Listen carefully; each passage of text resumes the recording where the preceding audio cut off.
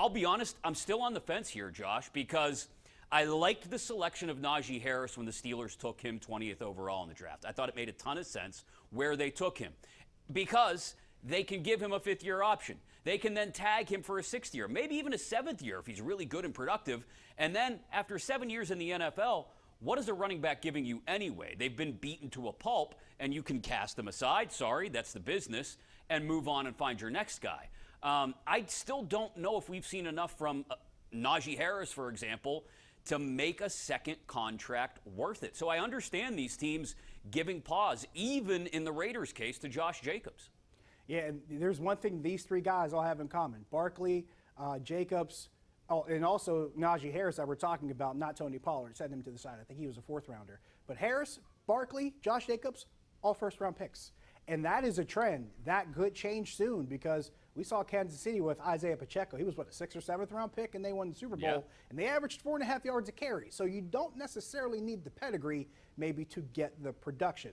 Now, before we get to the phone calls here, we want to tell you about a special event happening this weekend at Highmark Stadium. The Premier Rugby Sevens Eastern Conference Final are taking place at Station Square this Saturday, July 23rd at 3 p.m. We have some tickets to give away to one lucky caller. Our producer will let you know if you've won the tickets so you can check out the professional rugby action this Saturday at Highmark Stadium.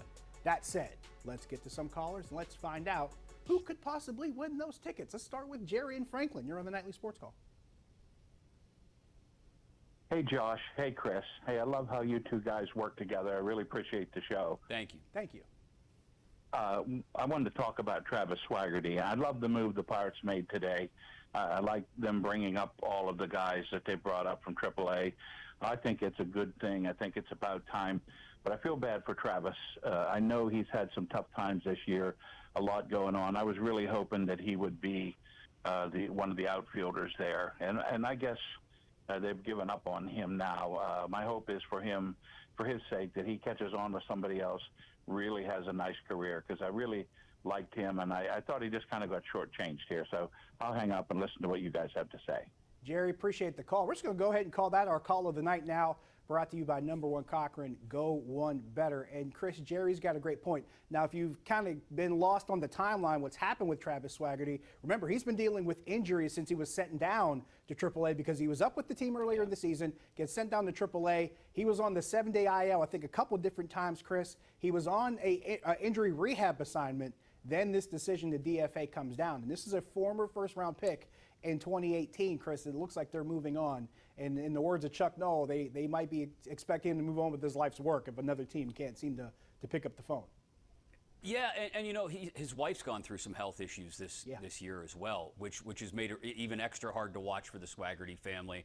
My hope would be, for him personally, that perhaps he's designated for assignment, clears. Not that I don't want nobody else to be interested in him, because that would not be a great sign for his career, obviously. But maybe he does get an opportunity to catch back on with the Pirates on a minor league deal, not on the 40-man roster. All these roster machinations that they've made in the past few days, weeks, month, probably led to this and having to move Swaggerty off that part of the roster. So I get it. I also hope the best for Travis and his family, obviously. Absolutely. We got to take one more break. We will wrap up when we come back. Might try to take another call or two. Stick around.